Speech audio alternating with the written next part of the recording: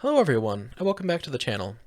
So in the next two episodes, our goal is going to be to get out of the Andesite age and start exploring the Brass age. So what that means for us is that in this episode, we're going to semi-automatically be creating kinetic mechanisms. And then in the next episode, I want to fully automatically be pumping out andesite machines at a pretty fast rate. Now what that'll do for us is it'll make any future factories really easy to build, as all of our basic materials will be produced pretty much automatically through these andesite machines. Now to get there, we do have a few more steps. So we have to automate andesite, automate clay, and then it's pretty much just combining all of the stuff together. So we have our wood done, we have our sand done, we have our kelp done. We can actually check that off. And then we just have to basically mix it, smelt it, mix it again, and then use deployers to craft our kinetic mechanisms. So there are actually a few more quests in here that we were able to finish up. So keeping in shape, we jumped 16,000 times. We can go ahead and claim our coins there. The ranch, breed 10 animals, we completed that. And then down in lifesavers, we did the joy of cooking, where we crafted a stove, and we crafted some storage doors, which gives us some upgrade templates. So the first thing we're going to do in today's episode is kind of finish up the projects we were working on last time. For our crop farm, I didn't actually make any changes. It seems to be running pretty well all on its own. The only thing that I might do is I might eventually replace all of this farmland with rich soil. Rich soil is from Farmer's Delight. It's actually relatively easy to craft. You just need to craft this organic compound and then pretty much just let it decompose down into rich soil. So we'll try to build some of that hopefully by the end of the episode.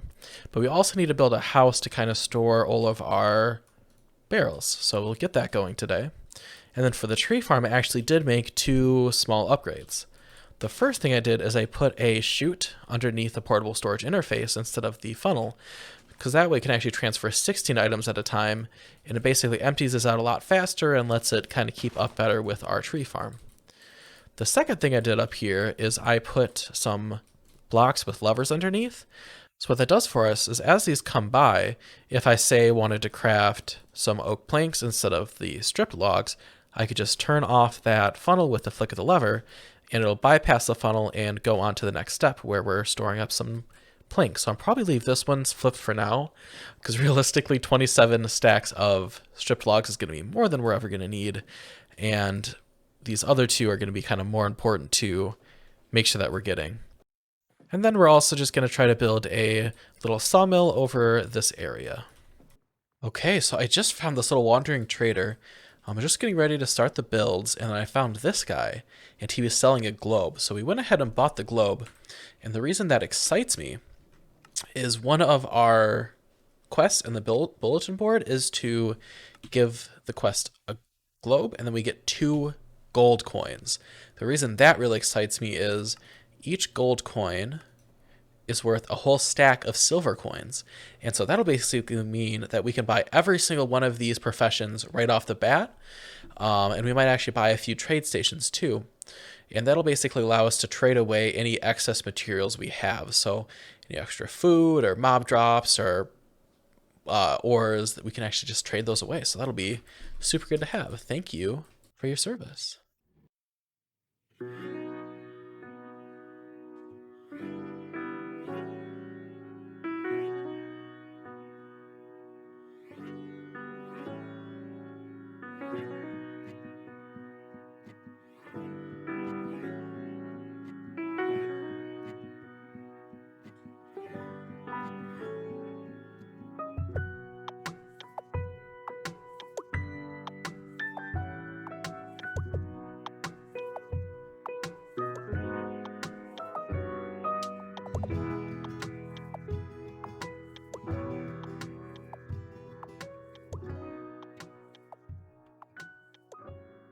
And here it is, the somewhat finished versions of our new farming house and our sawmill. So I'm super happy with how the sawmill turned out. So we got all these like wood piles and boxes hanging out outside. And then inside I've just kind of got this like open concept building with these really neat looking black roof tiles from XK's Deco. I'm not 100% sure if I love them or not. I definitely like them, but I don't know if blocks just look better. So you guys will have to let me know how you like these roof blocks. And then inside here, we've got all of our storage. I did two little changes. First is that I upgraded our oak log storage because that actually filled up. So all of these barrels were actually completely full. So I decided to upgrade this one. Then I also added this little trade system. So I purchased the carpentry profession so that we can just dump logs in here and they go down to this dynamo and the trade system, and they actually just get us a whole bunch of coins. So when this is filled up, every like 30 to 40 minutes or so, you can just come over here, empty it out, put it into this chest, and it automatically generates us a whole bunch of coins. And then right over here is where I have my little farmhouse.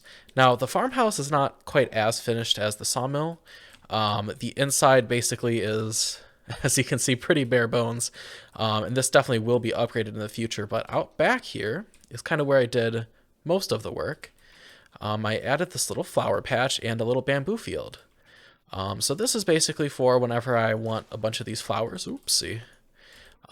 You can actually bone meal these or phytogrow them. So if I wanted more peonies, I could just come over here with phytogrow and just grow a whole bunch of them. And the bamboo cannot be harvested by harvesters. Oops, there it is. So I decided to plant a little bamboo field here because we hadn't managed to find some out in our world. And then on the inside here, I just also added some drawers where I can store all of my flowers and bamboo and stuff. So our little world is definitely starting to kind of come together here. I really like how adding just those two little buildings really made this whole space more busy, and it kind of brings it all together. The last part of today is I want to build a new workshop.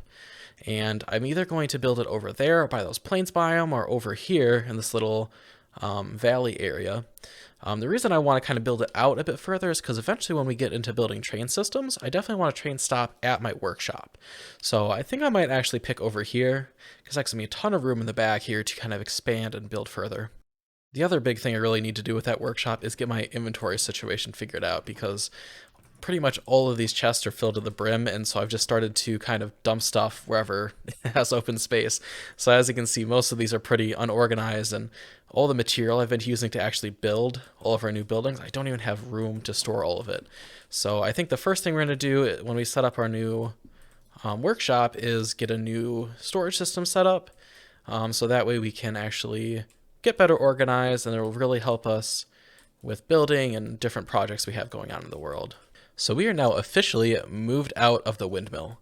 So I don't think I'm going to have time today to actually build out the workshop. But I've got a nice little base set up. We've got a small like outside area down here where we've got my toolboxes hanging out. And then up here we have our big storage wall where we're storing a whole bunch of stuff. We have a bunch of storage drawers up here for anything that we have an excess amount of. And then over here, I actually crafted one of these metal barrels. I crafted an arcane barrel. And essentially what that does is just gives you more storage in a single block. So eventually I'd like to upgrade all of these to either arcane or cobalt barrels. But to get cobalt, we need to get to the nether, which we are not quite ready for. But yeah, and then I got my little workshop area right here. The last step is I want to kind of build my andesite production line. And we have pretty much everything done for that. We've got our kelp and clay pretty much done. The last thing we need is wood, which we have, and then we just need the andesite. So I think it's time to make an andesite generator. Gathering andesite manually takes time. Thankfully, bedrock can cause lava to form from andesite infinitely. This time it's best to set up drills to break generator blocks between lava and water. I'm assuming that means lava and bedrock. I'll have to do some investigation to figure out how exactly we actually generate this andesite. So I'm just in a creative world to show you guys quickly how the andesite generation works. So essentially you just want to build a regular cobble gen with bedrock below it, and it'll actually kind of scroll through all of the different cobblestones that aren't regular cobblestones. So if we just go over here, search cobblestone, I believe we can get granite, limestone, diorite, dolomite, and andesite and limestone.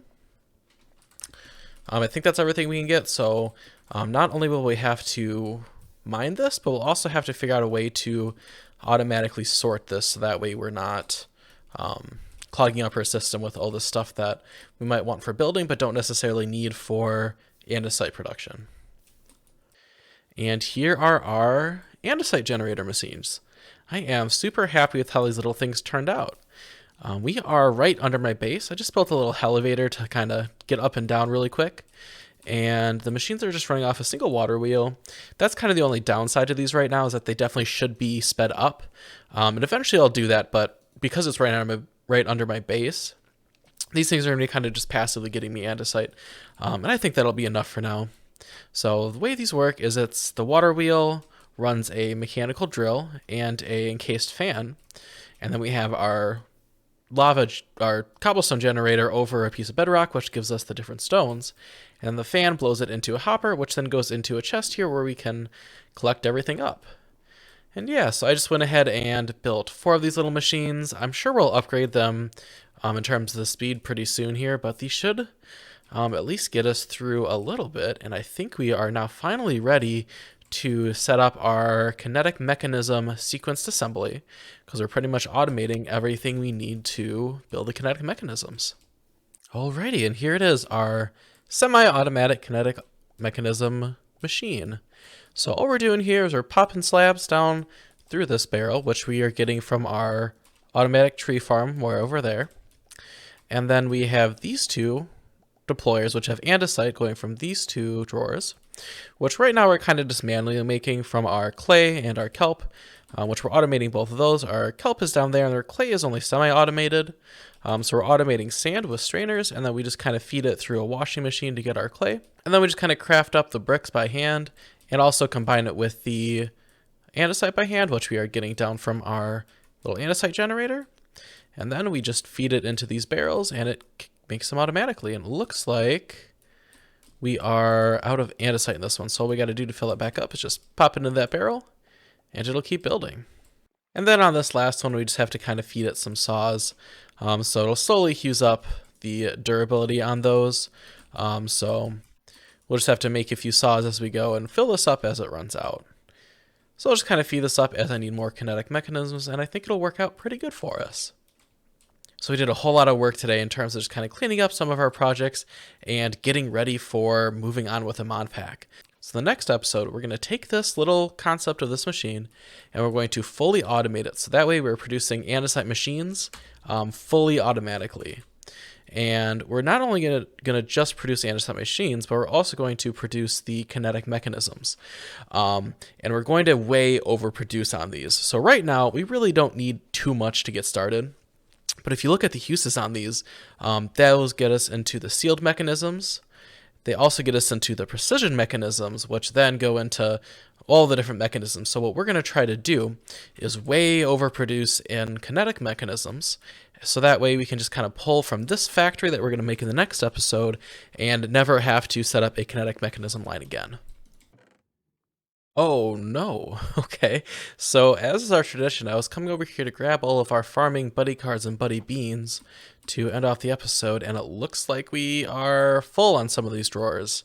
So I did go ahead and craft some upgrades. So we're just going to go ahead and upgrade every single one of these drawers, so that way it stores a little bit more blocks, and then we will just kind of grab all this stuff out of here, feed it back into the system so it sorts out, and we should be good to go. Okay, well that makes my job easy. Looks like with just the cards we had here, we were able to get our Farmer's Delight Buddy Medal, which is super cool. So what that does is it gives the nourishment buff, which I believe means we do not have to eat while we have this medal on. Let me just look that up to verify.